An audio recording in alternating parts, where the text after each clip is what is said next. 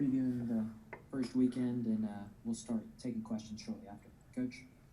Yeah, just excited to get going, excited to have some games. Our guys have done a great job with our preparation, and we've been going at it since October 14th with practice, and it's nice to kind of see a light at the end of the tunnel and have some games next week and get prepared to play. And we're going to play 3 very good teams, starting with San Francisco, and then we'll move from San Francisco to Western Kentucky, picked to win the Conference USA, and then to St. Louis, who's an elite program in the Atlantic 10. So, be a big week for us, and we'll be jumping right in head first. But our guys are excited.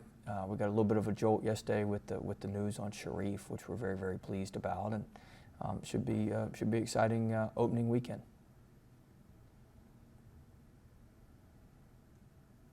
Cobble, you got a question? I'm about to say. I saw you. I told you I'd see you today, and yeah. Here I am, first in line. How about that? If you would comment on Skylar being drafted, and then secondly, just what excites you most about this year's team?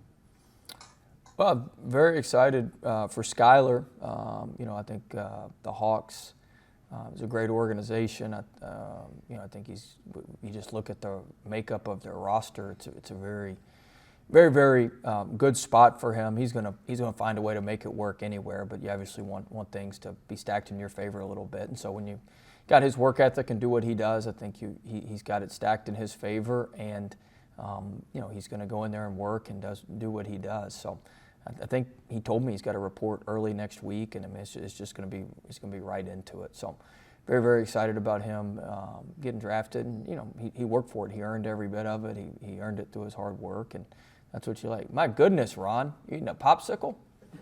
Golly. I'm sorry, your second question about this year's team, is that right, Cobble? The one you don't have any film on? And so this year's team, we feel good. We feel good about them, and I like our versatility. I like the way we shoot the ball. We shoot the ball extremely well. We share the ball on offense. Our turnovers are way down in practice. I'm hopeful about that, and our defense is improving. And so I think we add all that together, we've got a good-looking squad. But we've got, as of today, we got 10 guys that we can put in a game, and I feel very good about. And if when we go play next week, we're probably going to play 10 in a game. And so feel very good about the team. And I think the biggest difference is our leadership. We have tremendous leadership with Trendon Watford and Javonte and Darius Days. This is the best leadership we've had on a team collectively since we've been here. And so just very excited about that. I think that's going to help our team, and I think it's been a big step for Trendon and Javonte and Days, and I couldn't be more pleased and more happy and more proud of those guys for the way they've taken the reins of the team. Sheldon, you're up. You got to unmute yourself, Sheldon. Hey, Coach. This is Bree Andrews from LSU Tiger TV. Sorry. Okay, Bree. You beat Sheldon to the punch. I just saw him put it in the chat down here, but you beat Sheldon to the punch. Oh, yeah. So I just wanted to ask, your team is ranked number 3 in the SEC, but they're not ranked in the AP poll. So I don't know, like, you as a coach or y'all as a team really pay attention to stuff like that, but, like, does that excite you that y'all are number 3 in the SEC, and, like, does that give you a little boost of confidence and maybe something to prove to get into the AP poll? Well, we'll see. I mean, I don't like being picked third in much of anything. So, we'll see how that goes. I will say this. Every year we've been here, we've outperformed where they thought we would. So I think the year we won it, we were picked 5th or 6th. Our first year we were picked last. Last year I think we were picked 3rd and came in 2nd, something like that, 3rd or 4th. Kent, you probably know that more than anybody. But every year we've outperformed our ranking, and we don't plan on stopping that trend. And so they may have picked us 3rd and that sort of thing. But, we plan on finishing higher than 3rd. We're very confident group. We feel good about our team, and if we play to our capabilities, and like I said, that leadership group with Trendon, Javonte, and Darius, I feel great about our prospects both in league and you win SEC games, you're top, finish top of the SEC, you're going to get that national recognition. Hey, Coach. I guess I got kind of a two-parter for you. I guess starting with next week's tournament, did you have much of a say? And I guess the teams that you guys were going to be playing, I know that scheduling is a big deal for you. So that's kind of my first part. And then second part is, do you have like an early guess on what a starting five might look like, or are you not going to tell us? I got a very good guess. I'm just not going to tell you. Actually, I don't have a guess. I kind of know. You have to tune into the first game to find out, I guess. I guess I'm answering the second question first. But yeah, we know who will start. I think it's been pretty clear. I think our players know. I'm sure y'all will try to get that out of them when they come on after me. You just probably have to read Sheldon's column in The Advocate with his projected starters and see what he comes up with the day of the first game. But your first question, the scheduling. We did have a say with the Nebraska. Everything's moving. I'm not sure. We've obviously got a very good schedule with the net. We got one quad 4 game right now. All that sort of stuff. I'm not sure how much any of that's going to matter. It's just going to be a matter of how many games can you get in and that sort of thing more than anything. I'm not sure. I'm not sure who you play and all that sort of stuff is going to matter nearly as much this year as just playing games and doing well in league play. But we certainly, San Francisco is going to be a quad 2. Western Kentucky is going to be quad 2 or quad 1, and St. Louis will be for sure quad 1. So, it's a good start, and Louisiana Tech's going to be borderline quad 2, quad 3. You go through the schedule. South Florida will be quad 2, New Orleans be 4, North Texas be 2-3, and VCU will be 2-3, and Texas Tech will be Q1. So. You go through the schedule. And most of the SEC teams are 1 or 2, with the exception of maybe a couple of them towards the rear there. But I think the schedule will be very, very tough. And but like I said, I'm not sure this year you'll get rewarded as much maybe in the past as you do, just because what's going to happen to us is inevitably. That's what I spent my morning doing. Inevitably, games are going to get postponed, going to get canceled. And so we're just going to be, we're going to have to fill in. And so I was talking to McNeese and South, I was just talking to teams in the state, Northwestern, Monroe, all those guys to get a sense of what dates they've got open. So if we've got to start plugging and playing, that we can do that. And so, how can you, the whole point's to get our guys exposure, get our guys games, get our guys better. And at the end of the day, the number one objective is to play the games. Who we play, I'm not sure is as important, especially with cancellations and the safety protocols.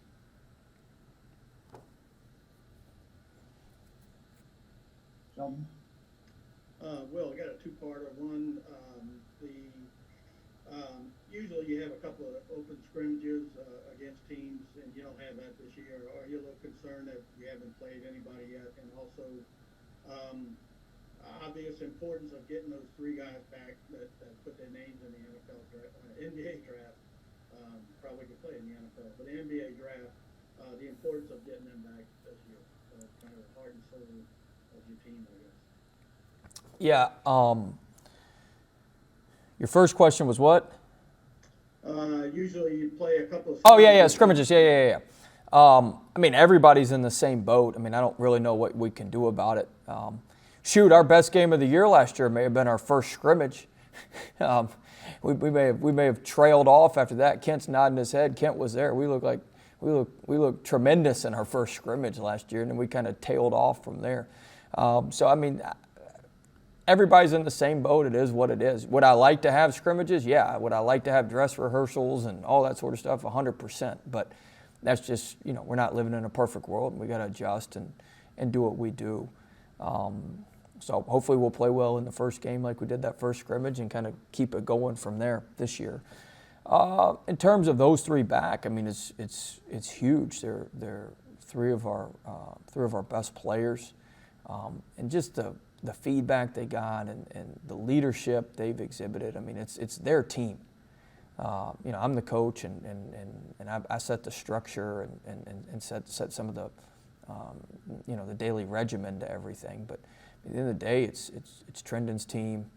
it's Javonte, on the offense and Days, holding everybody accountable for the rebounding and manning, with our defense and getting our defensive calls set. So, I mean, it's having those guys back. You got Days and Javonte, who are two juniors, and you've got Trendon, who's a sophomore, and they've got tons of SEC minutes, tons of game minutes under their belt. I mean, it's what gives you confidence and gives you the ability to go schedule like we did. Is you got three good, really, really good players. I think I saw this morning. I think Kent told me Javonte and Trendon were both on the All SEC team, first team All SEC, I believe. Which, I mean, you got two first team All SEC players. You got a good team to Bree's point. If I may, one more. Did they express kind of to you that they were motivated to come back because of what happened at the end of last year, where it was cut short? I don't think that had. I mean, they came back because of the draft process, and the draft process, told them this was the best option for them. I'm not sure how the year ended last year had much effect on it. I think it was more just the draft process and the feedback said this was the best place. Thanks. Yeah, I'm looking forward to watching video of those guys this really soon. So, what led to you have to tune in to Boot Up TV. I think our initial episode here is coming out here pretty soon. We'll have some practice clips on there, Cobble, that you've been dying to get. So maybe you can subscribe to our YouTube channel. And then I'm not exactly sure how all this works, but you can subscribe to our YouTube channel. It's a hell of a first episode. I had to just film a part the other day. It's a great first episode, and we'll have practice clips in there just for you. It'll be perfect. I mean, you can't ask for it, but we bought a just for this Boot Up TV and all this stuff. We bought a brand new camera. It's got all this 3D. It's unbelievable. So it'll be great quality for you, the whole deal. Does anyone know how to use it though? Well, we got Tyrone, our video coordinator, Nick Flory, Jake Steinhardt. Jake and Nick are like we got like a dozen people in our program that know how to use it. Kent doesn't know how to use it, but everybody else got a pretty good idea on how to use it. What was your question? Exactly. The leadership, where did that stem from? Was it just time? Was it because this year was extra challenging and the guys needed to kind of step up? Or where do you think that came from? No BS. That's a good question. It came from, look, I didn't do a very good job last year with our group. And I did a poor job. I know that sounds crazy. We came in second place or whatnot, but I didn't do a very good job. And sometimes when you go through that draft process, man, I mean, as the head coach, you learn some stuff too. You learn what the perception of your program is. You learn, you get some feedback from the players. I sat down and had a long exit interview with Skylar. I had a long exit interview with I talked to every player in our program, every person in our program. One thing that COVID allowed me, I had to come to grips with some things I wasn't doing very well. And, I appreciate, I'll say this publicly, I appreciate Trendon. I've learned as much from Trendon, Javonte, and Darius and the feedback that those guys, along with Skylar, gave me to allow me to change our program to where we are right now. We had gotten off of track. Our first 2 years we were on track. We totally slid off track last year. And it's very difficult to get back. And because of those guys and their honesty and their forthrightness, we're able to get back on track. That's why I'm so confident with this team. Like, we got a great team. We got great talent. We've had great talent a lot of the times we've been here. We had great talent last year. We didn't have a ton of it, but we had great talent. We didn't have all the other stuff. I just got out of a leadership meeting. We meet once a week with the leadership group, me and Coach Golden and Bruce Buggs, who's part of our high performance team, and we've restructured the whole deal. And it's a credit to those guys. They had some guts to come up to me and say, Coach, this ain't right. This isn't, you said this in recruiting, and this hadn't gone how we need to go. And, I got to look in the mirror and say, I can sit there and say, make excuses, but they were right. They were right. And we got this stuff fixed.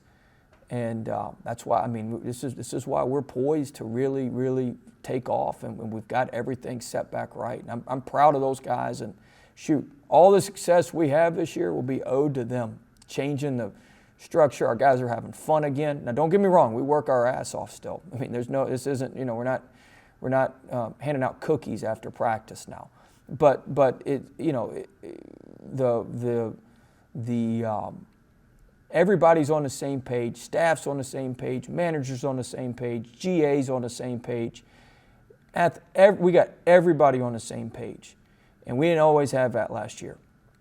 And we're going to keep everybody on the same page. And that's a credit to Trendon and Javonte and Darius and some of the tough conversations that we had around them coming back. I mean, the day they came back, it's great for LSU, selfishly. But in some ways, man, I failed those kids. Like Trendon should have been one and done. And he's back, and we got to make it work this year and make sure he has a great year. But some of the stuff I did last year contributed to him being back. And that ain't a very good thing to have on your heart as a coach. And so, I owe a lot to those guys. That's a good question. You didn't even know what can of worms you opened there, Cobble. That was a really good question, and those kids have. Hopefully, I've taught them a lot, but they've taught me a lot. Yeah, well, Ron Higgins, what exactly did you change? What was some of the things that they kind of told you and you thought about that maybe you'd change them? Everything. I mean, always get better. Our efficiencies. I don't want to get into our entire programmatic structure, but put more of the leadership on the players. Really one voice from the coaching staff, my voice. We've just divvied up into different departments. We probably had too many people with their hands in too many different jars, and not enough just structure on things. And so, I mean, it's been a wholesale change across the board, and we've had. I had unbelievable help. It's not me. I had unbelievable help from those players, and they've been with it every step of the way. And I had great help from our high-performance team. I mean, Sean Eddy, our athletic trainer, he's as vital a member of this program as we had, not just because of the COVID, but he's been around a lot of stuff. He's with Coach Burtman in baseball. He's seen how things are supposed to be done. But our high-performance teams, myself, Coach Armstrong, and Sean Eddy, Greg Golden, our strength coach, and then Bruce Buggs, Greg Graber, and Joel Fish, who kind of form the mental part of things. And we've invested tons and tons of time into what we would consider upstream thinking. So we did a lot of downstream thinking, which is reacting. And you can't measure what we're doing, but for instance, this is an example of what we've got. So in the past, if you missed study hall, let's say you were late to study hall or missed a tutor. All right, let's use that as an example. Unfortunately, that happens. In the past, I'd get 8 emails a week for guys being late to that sort of stuff or missing or whatever. Well, I would run each individual player and, whatever. They would just move on, but the same people would miss. It was the same bad actors every week. So now I have our team divided into units. You can probably guess the units are Javonte, Darius, and Trendon are the unit leaders, and they've got people under them, and that's what it's divided out like that. I may get one a week where we have a miss because I promise you this, if you miss in Trendon Watford's group, it is going to be hell. He's going to be miserable on you. And he's going to call you out, and there's consequences that the group leader, the unit leader, predetermined stuff. And so it's just, it's can I measure all of that? Not really, but I know that my emails are going down, and people are doing more what they're supposed to do on and off the court. There's a basketball component to it, ranked in practice every day based on certain, there's all sorts of different components to it. It'd take me 8 hours to explain everything, but that's the long and short of it. Hey, Will, last year, Javonte. Damn, Billy, I didn't know you were still alive. And I'm here. I'm around. I know you're alive. Wish we were, inside the walls with you guys, didn't see you guys. But anyway, Javonte last year was, making that transition into being the point guard, and took some time, but finished really well in the SEC. How much more confident is he this year? And also, can you see some more comfort level because he's not adjusting with the being the lead point guard, and that's allowing him to be a little bit more of a leader? You guys are hitting on all cylinders with your questions today. That's another great question. Took a lot of time off to get. I know y'all have all had all this time off, so you've been saving up all these good questions. See, Ken, if we don't do press conferences every day, they got better questions. But no, it's a heck of an observation. Look, Javonte was the best point. Statistically speaking, he was as good a point guard as we had in the SEC, in SEC play. But it took, we took some lumps, and yeah, we're not going to take those this year. I mean, he's finishing at, one of his biggest, just for instance, he was finishing 39% in the paint last year. In practice right now, going against bigger guys than he goes in the game sometimes, he's up to 67% finishing. Like, that's a huge piece to his game, and then that opens up, spraying it out. I'm not trying not to get ahead. He had 6 assists, 1 turnover in our scrimmage the other day. Just tremendous, moving that ball, and he's just got such a better command, and he runs our offense. Me and him sit down and talk, and we've watched, talk about the leadership part. We watched film all summer, and he told me. This is, you get caught as a head coach doing so much other stuff. You got so much other stuff pulling at you. At the end of the day, you got to be here for your guys. He told me after the first week, he's like, Coach, I've learned more watching film with you this week than I probably learned in 2 years here. And so, we went through we did every, we went through everything on film. And, I'm glad we're doing it now, but shame on me for it being, his junior year before we're doing all this. But he's much more comfortable. He's the best point guard in the SEC and one of, if not the best point guards in the country. And I wouldn't trade him for anybody. Just the total package with his play, his leadership, his efficiency. He's getting better defensively. He's going to get some steals. He's going to get in there and rebound, stick his nose in there and rebound and be a big guard and do what he needs to do. So I don't want any other point guard but him. Hey, Coach. Obviously, I know you guys got the official word on the 3 transfers now. I guess I'm just kind of curious, though, just from a more, holistic standpoint, how just, like, I'm trying to think of how to phrase this, but just what kind of things have they brought to the program that's maybe different than maybe what you guys have practiced? Have they brought in tendencies from their previous stops as to how, you guys can better run things? Just kind of how That's a leading question, Glenn. I like that. You want me to talk about Penn Johnson with the zone? Is that what we're getting at here? Sure. Yeah. Whatever you want. You always learn from what other guys bring from different programs. I'll tell you this: they don't come much better than Sharif O'Neal. He's a just unbelievable character, unbelievable person, unbelievable. You talk about our next kind of group of leaders within our team. We got Cook, we got Mwani, we got Sharif, we got Hyatt, man. We got some unbelievable. We're stacking leadership on top of leadership, which has got me very excited, not only for this year but moving forward. And Sharif's brought that, and Penn certainly played in the zone before and can help us in the zone, and LeBlanc brings some toughness and some grittiness and kind of that Baton Rouge edge that Javonte has.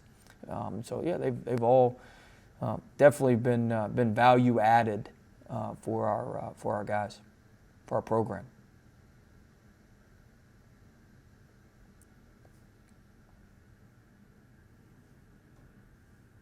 Sheldon? Yes, I'm ready. Brian took my question about what you learned, but how many guys are on that? How many players are on that leadership? You call it leadership council? Yeah, Javonte, Days, and Trendon. Okay. Have you had that every year as a head coach? No. I've had a version of it, but not. I didn't do it last year or the year before. Why not? Well, you evolve and get better. And where did you think things came unhinged last year? I mean, in that regard? Oh, I don't want to get into all that. That's in the past. We're moving forward. I don't want to get into all that. It's my fault. I screwed it up. It came unhinged with me. I let some things slip. I let some things slide. I rationalized a few things that I shouldn't have done. And the short answer is we became unhinged in Spain. That's how bad it was. And so Spain, and then it just, we can call it what it is. At the end of the season, we were leaking oil. We were just trying to get to the finish line. And hopefully we could have caught our second wind in the SEC tournament, but it's my fault. We'll go to Cobble and then we'll try and fill Billy in as well. Enjoying this therapy session, especially watching Kent's face. I wish he wasn't wearing a mask, so I can really just gauge how nervous he is about what you're going to say next. This has been good. It's been great. I love it. You just need video to go with it, but you love it. Video, which it kind of stemming to your point is, did you take more control back or give up more control, and that's why you're more at peace with where you are right now? I probably took, well, I didn't probably. I gave more control of off-the-court stuff to the players, and I took firm control of on-the-court stuff. That answer? I mean, that's the basics of it. I don't know if I missed it, but I'd be remiss if I didn't ask if everybody was healthy. We get an injury report, and I hadn't seen that. You didn't miss it, but it's a good catch. Yeah, everybody's healthy. Manning has started to work back in. He started to do some drills and stuff. His foot's feeling as good as it's ever felt. So he's feeling great. And yeah, everybody's healthy, and we won't have LeBlanc the first game, obviously, with the waiver situation and the transfer situation. We won't have him till after South Florida in December. But everybody else is ready to roll.